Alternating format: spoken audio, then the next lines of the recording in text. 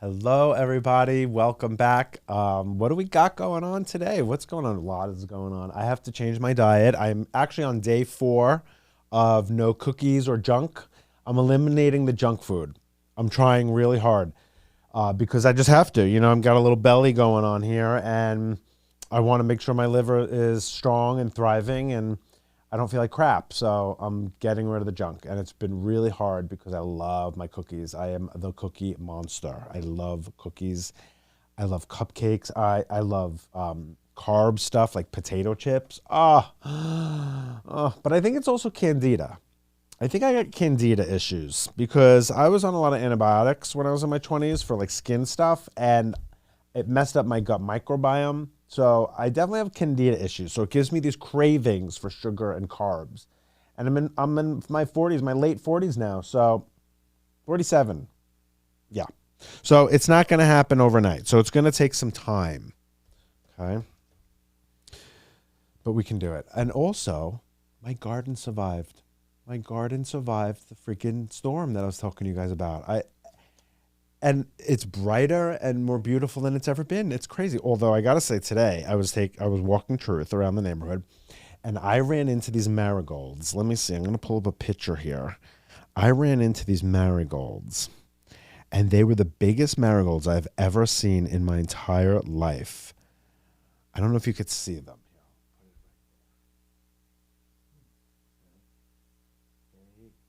Are I've never seen such big marigolds. And I was like, how did you get them to be so big? I want to know. I literally almost knocked on the door and wanted to just be like, can we like kiki about your marigolds because they are huge. Ooh, what big marigolds you have. It was really, I was like, I love my flowers, trust me. Oh my God. So last night, you know what? Everyone's going to think I'm crazy, so I'm not even going to say it.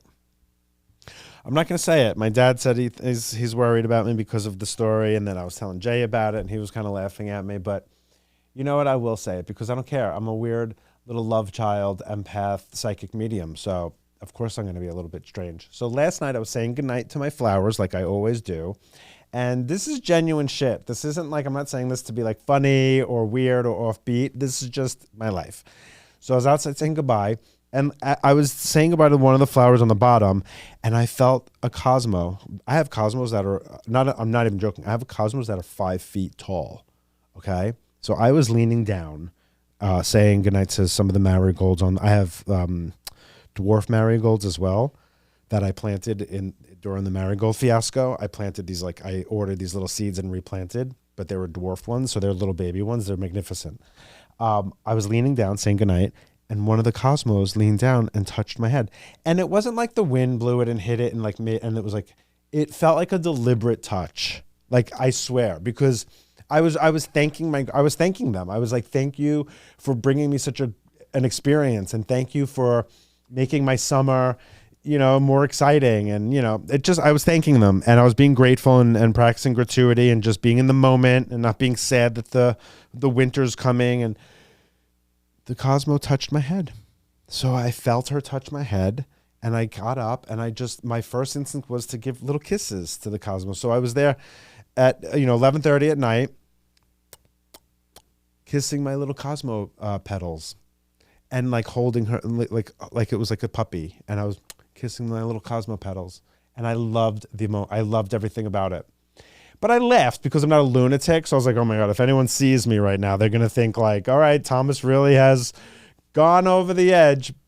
But I just felt necessary to kiss that Cosmo goodnight because I felt like she touched my head. I felt like she was saying, we love you too. Oh my God, I almost cried just now. Like, I felt a little something in my heart. Anyway, it's so weird. Like, I don't even want to think about having to rip them out of the ground at the end of this month, probably. Or maybe November, but anyway, they're thriving and they're beautiful and they're the most colorful flowers in the neighborhood right now. So that's where we're at. All right, so let's go with the shine. Oh, so next week we're turning the clocks back next Sunday. So I'm decided I'm not going to have an episode. We're just going to all adjust to the darkness. I think November 2nd. It's Sunday. Sunday is like the first day of like the clock being back for an hour. So the darkness is coming. So we will skip next week. We'll hear, and then we'll see in the official new season of the Earth.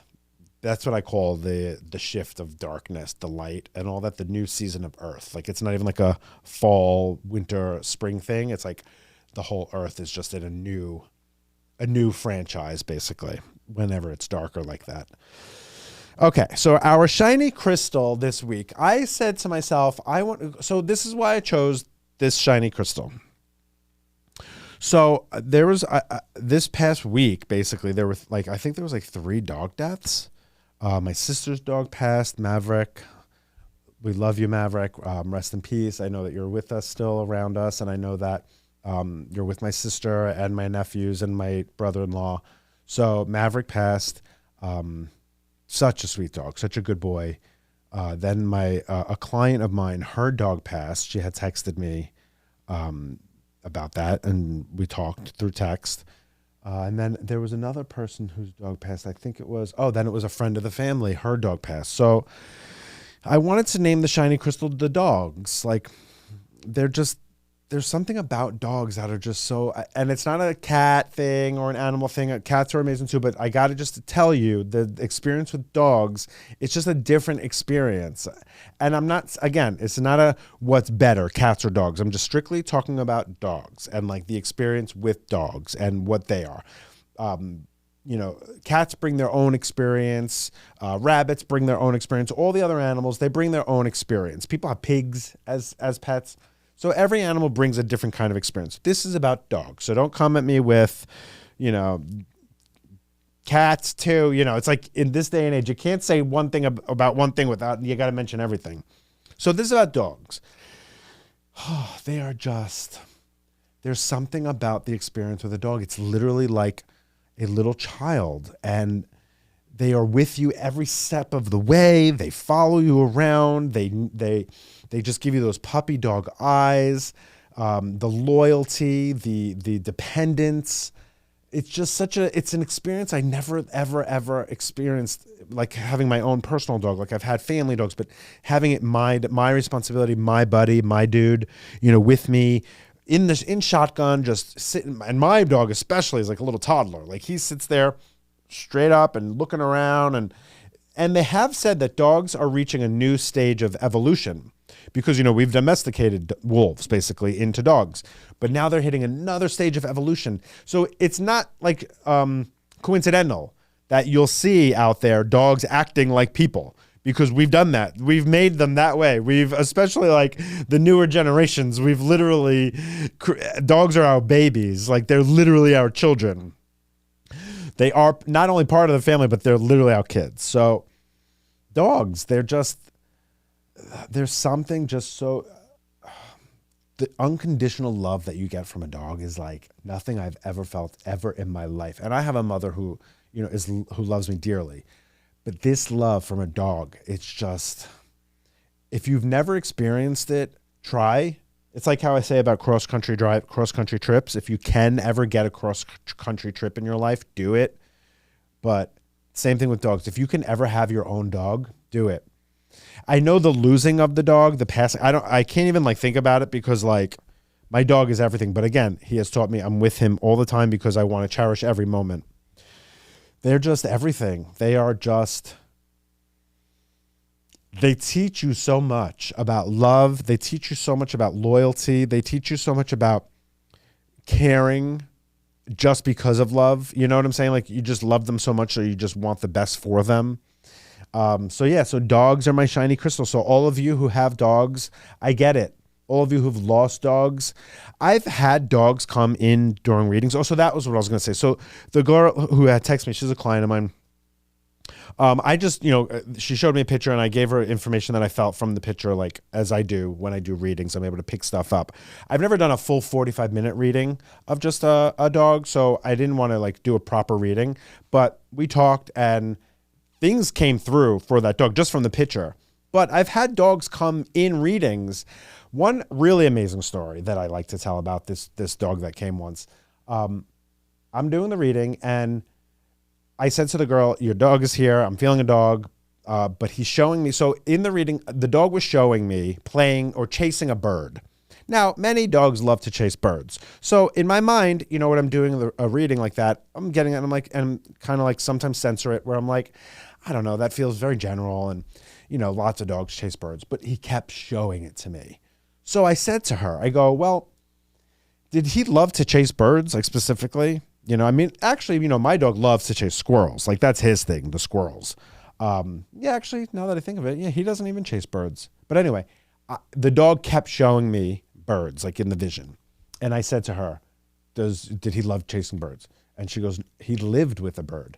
Now in the vision too, the dog kept showing me the bird on his head too.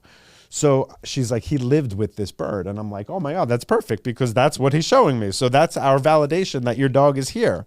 So then we go on a little bit with the reading. I go, now I'm seeing the word blue or the color blue, but it was the word blue, B-L-U-E. I go, I'm seeing the word blue.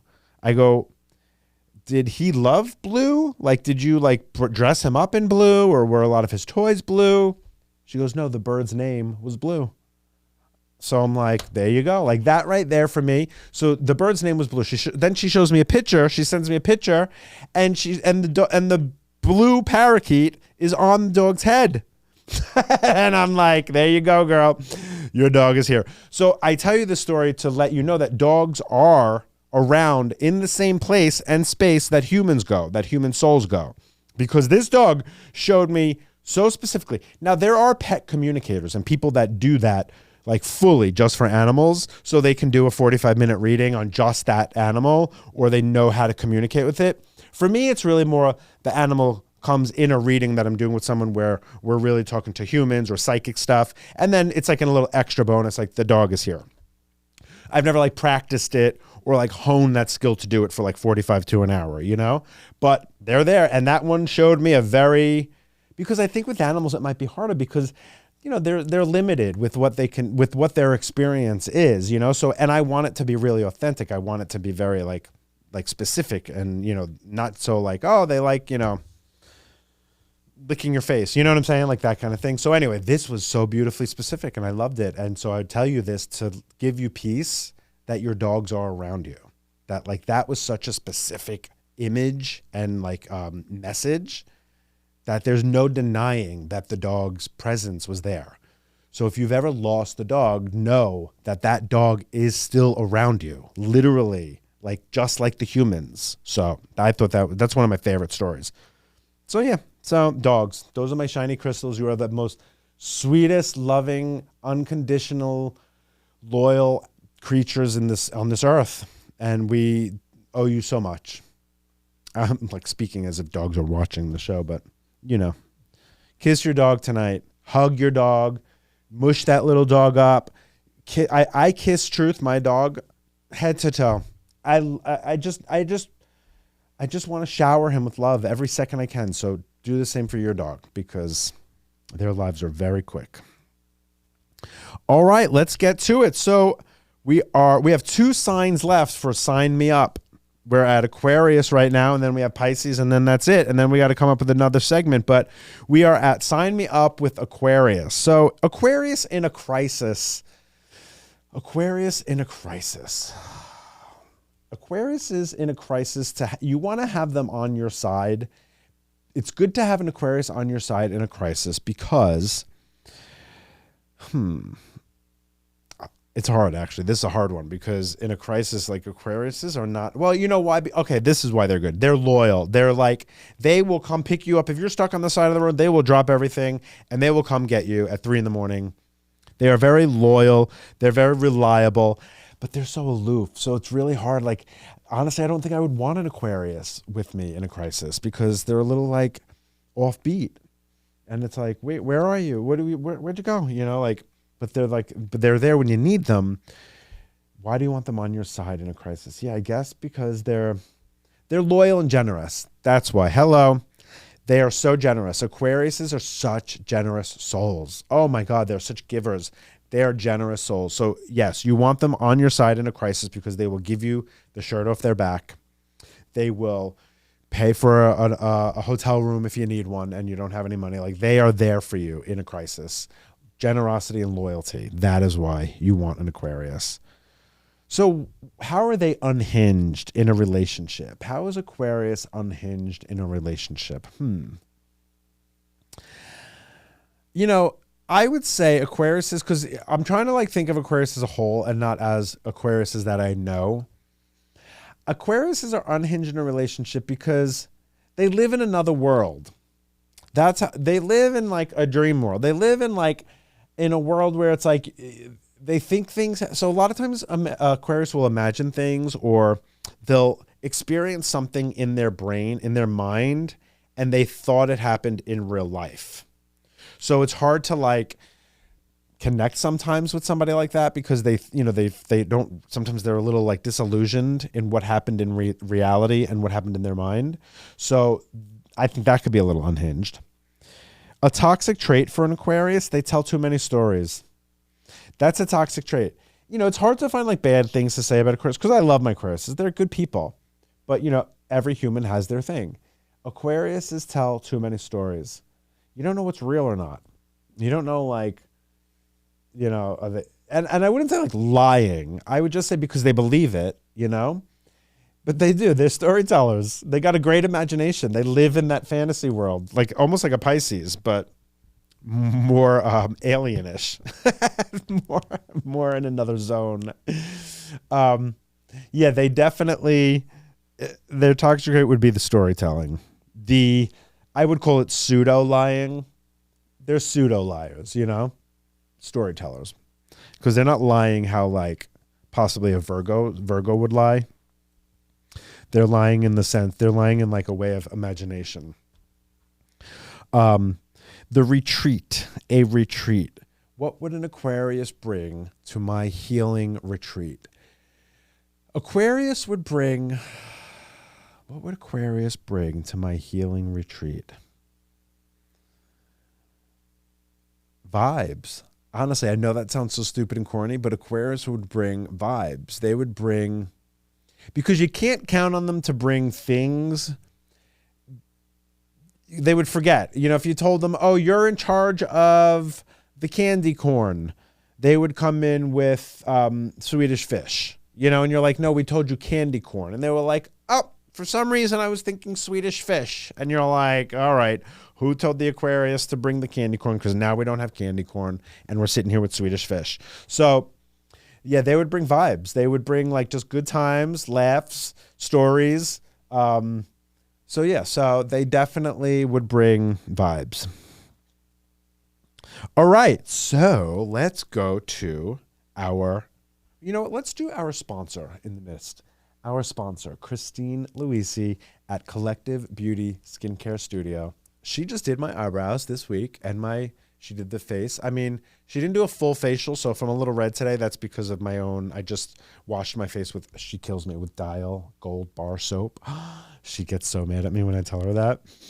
But, you know, my boy, you know, we use the Dial Gold Bar Soap on our face. That's just what we do. But she did my eyebrows. Look at how beautiful they are. Christine. She's a manicurist of the eyebrow. She is Edward Scissorhands of the eyebrow. She is so fabulous. Collective Beauty Skincare Studio in Malvern. Like I said, and I'll say it every week, check it out. You get 25% off if you say Crusty Crystals when you book. So check it out. Tell her you watch the podcast. Tell her that you heard about her on the podcast. It's in Malvern, New York, Long Island. If you're in Jersey, come. If you're in Connecticut, come. Trust me, you will love it. You'll love her. It is so worth it. All right. So for our astrology, our movie astrology this week, I thought it would be fun because it's Halloween. I thought it would be fun. I mean, because Halloween is this week, this Friday. I thought it would be fun to say, wait, when is Halloween? This Friday. Okay, great. Right. When it airs, it'll be this Friday. Okay. So I decided to do horror movie astrology. Oh my God. Because I am a 80s, 90s horror movie kid. Like I loved horror movies. Like that was my vibe. And I love the 80s, 90s horror movies because they're so kind of like, they're so camp, you know? So I thought it would be fun to do horror killers astrology. Perfect. So let's start with my favorite of all, the man himself, My favorite, Freddy Krueger. Freddy Krueger is the shit. I mean, Freddy was always my favorite because he's so funny.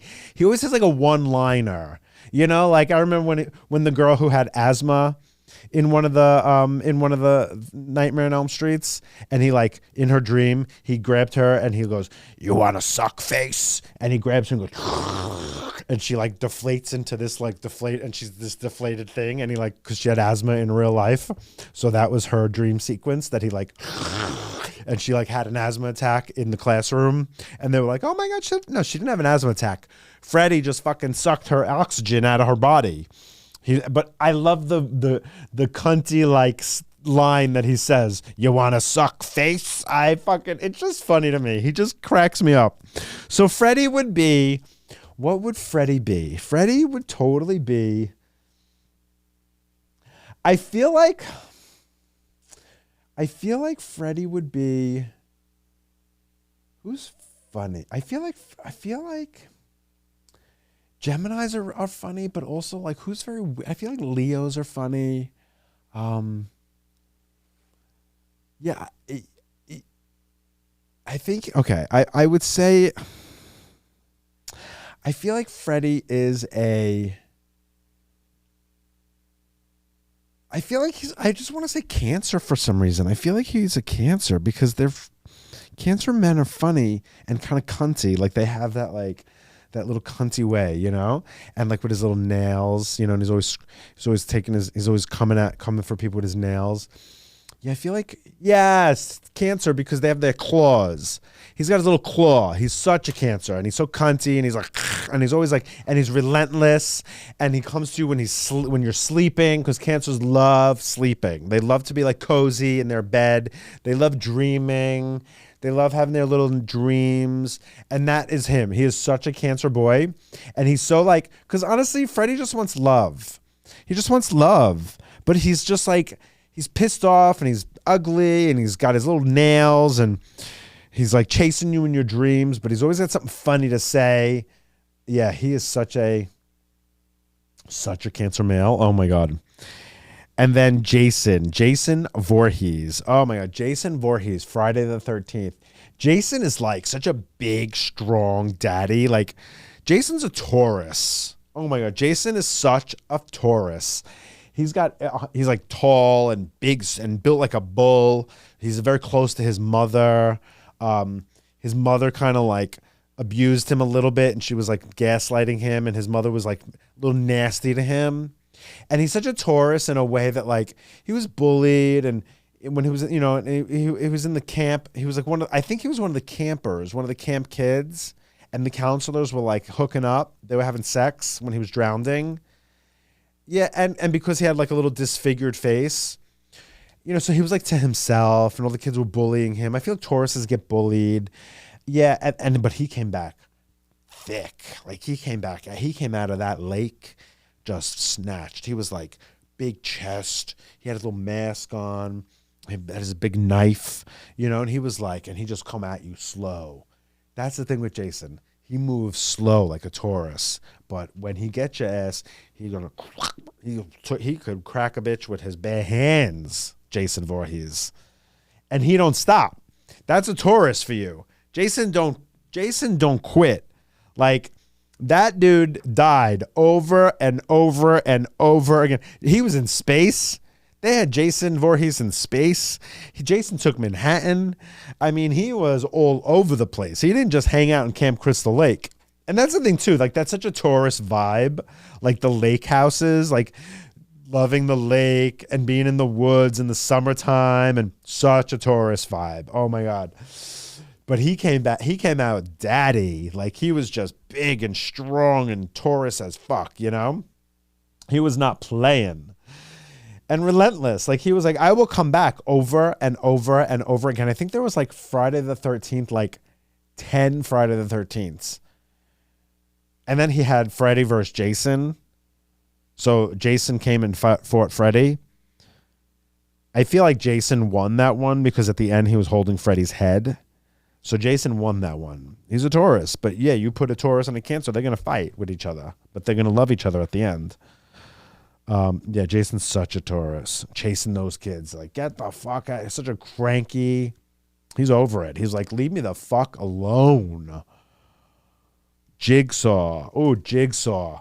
Jigsaw is definitely a Gemini because he loves all those games. He loves his little riddles. He loves his games. Like, he's very like, oh my God, it's such a Gemini because he's got that like sick, twisted, but he like thinks he's doing it for the better good, you know, because he's like, oh, you're a bad doctor. You let that woman die of cancer. Oh, you let that baby die in the car accident.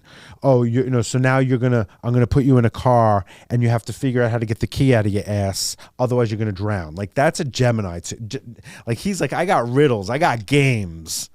And if you don't play my game, you're going to die. But just like a Gemini, he's like, but if you do solve it, you're free to go. Like, he's like, I play by the rules, you know? But I make many rules. Such a Gemini. Gemini as fuck, Jigsaw. Oh my God. Even like the fact that he's got his little toy, the little guy that comes out on the tricycle, right? I don't remember what his name is, but that's such a Gemini to have like a little puppet as one of your buddies. Such a Gemini. Oh my God. And then Michael Myers. And that's the thing about Jigsaw too. Jigsaw as well, not Jigsaw Part 2. Jigsaw as well.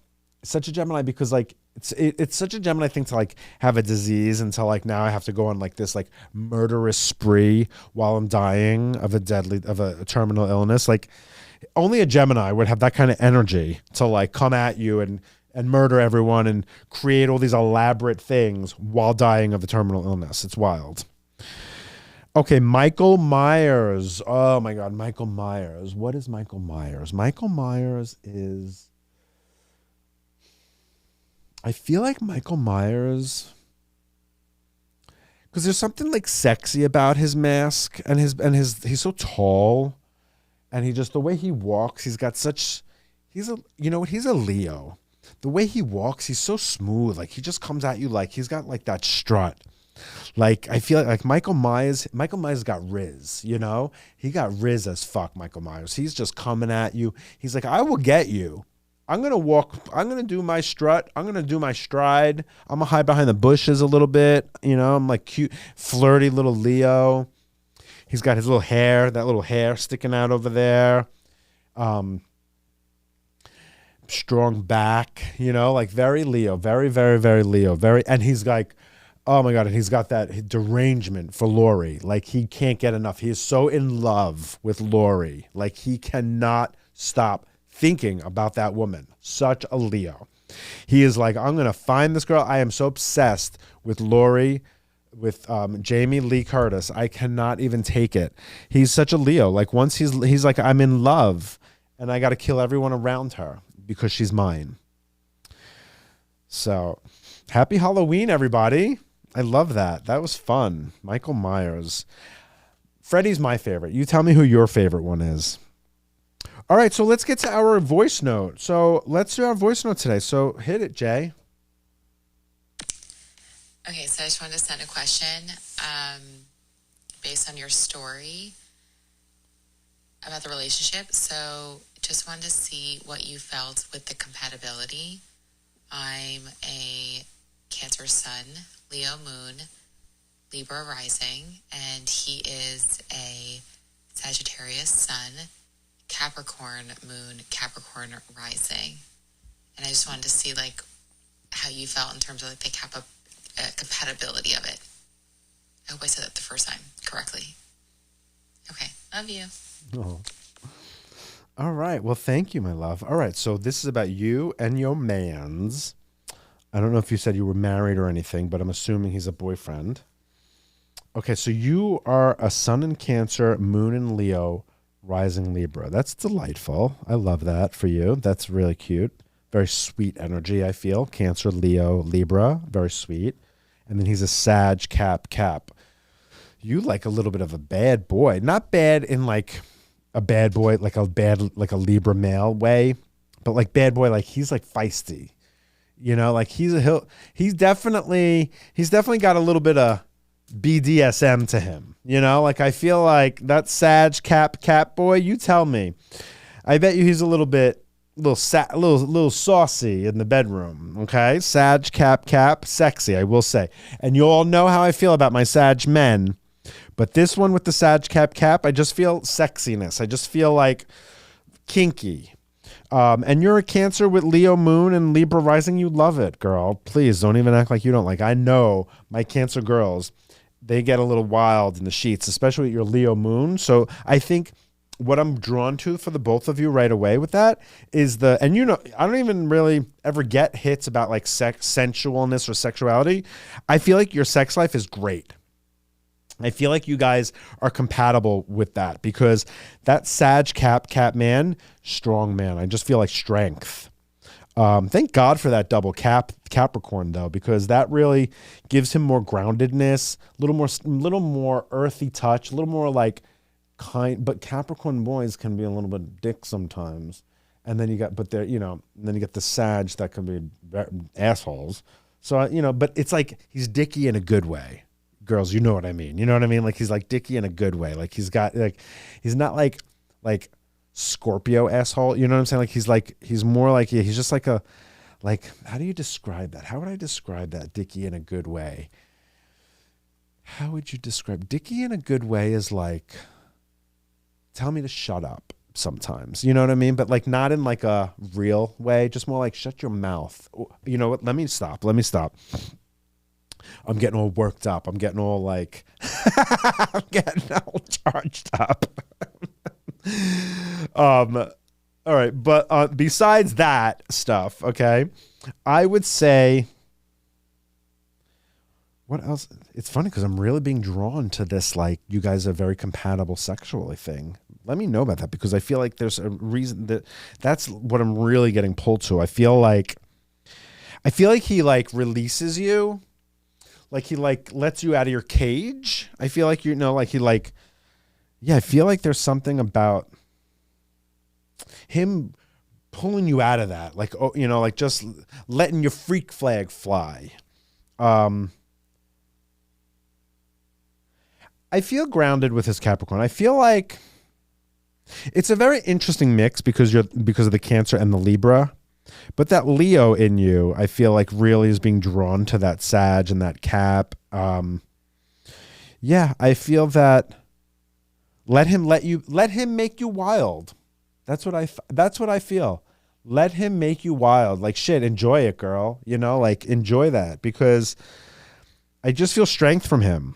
I feel like a man's man kind of guy, but in like a pretty way, if that makes sense. I feel that he's the type that when he has an idea or a goal or something to accomplish, he gets it done. I don't feel very like wishy-washy here. I think with your rising being in Libra, I think that can actually help you because he has no wishy-washiness. He's very like, it's very like steadfast, very strong, very like determined.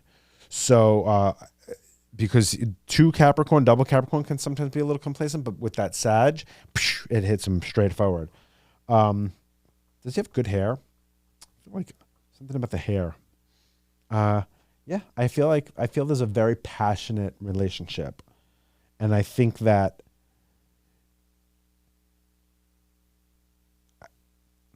your Cancer, Leo, Libra really is very interesting to me.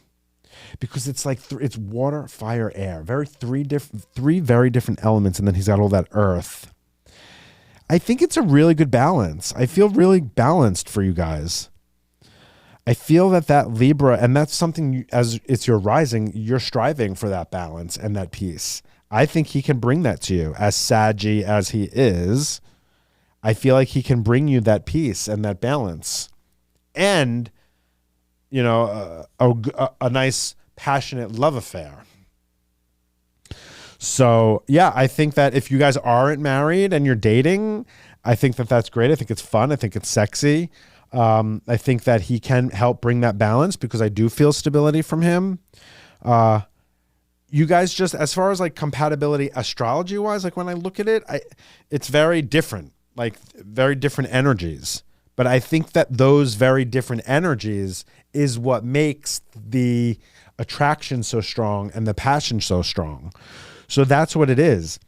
There really isn't a compatibility astrologically, but it works and it's sexy and it's passionate and it's balanced. So I like that. So tell me what you think. Tell me how that vibes for you. Tell me how that resonates, because I really felt that very strongly. And girl, yeah, let me know. Is he as cute as I feel like he is with this? Anyway, let me know. All right. Love you. Bye. Okay. So my final thought today, as Halloween approaches us, as the darkness, as the darker, not darkness, as the darker air approaches and the light is less, embrace the new season, the new time, the new atmosphere. Love your dogs. I mean, not love all your animals, but for the dogs, really, just because we had those 3 losses this week, love them. Also know that when you do lose a dog, that they are around you. And I hope that when the day comes that my baby has to go, I hope that my knowledge of spirit and my knowledge and my definance about the other side and the other realm, like knowing that it's very real, will bring me some peace. But I know that even knowing that isn't going, you miss the physical. There's no way that I'm going to be the same after my boy. That's my boy. That's my best friend. Like, I look at him, I'm like, you are my best friend. You're my baby. You're my child. So they live such short lives. So there's so many, there are lessons from dogs that we're meant to learn. So learn those lessons and give that animal so much love that it deserves, because it goes like this. And I tell you the story about the dog that came into the reading because I want you guys who lost dogs to know that they really are still with us. But I also understand that feeling that can't be replaced or filled, or I know time will make it better. But I've spoken to people who've lost dogs, and years later they say, I still think about them and cry about them. So maybe there's a lesson in that grief as well. There's so many lessons in the experience of a dog. So if you ever lost one, just know that they are around you. I think that's my biggest message today for you. Please know that they are around you. And I know it for sure because I've had them in reading. So I know for sure. Fear not that they're just going to disappear, because they don't. They truly are there. But the missing of the presence of the physical, it can't be replaced. A dog is with you right by your side, and they need you for every little thing, and they love you, and they give you those puppy dog dogs, and they live for you. So it's so hard to replace that. So there are no other words I can give about that, except for I know that their spirit is still there. And that's it. That's what I want to leave you with, because it's such a real human experience, losing a dog. So love your dog. Know that they are still there. Take the lessons you're meant to learn from the experience of a dog. And that's it. All right. All right, my loves. I love you all.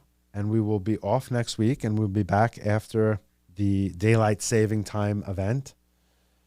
Say hi to me on social media. Share the podcast. Tell people about it. Like and share. Like and share. And comment. I love the comments. All right, my loves. Bye.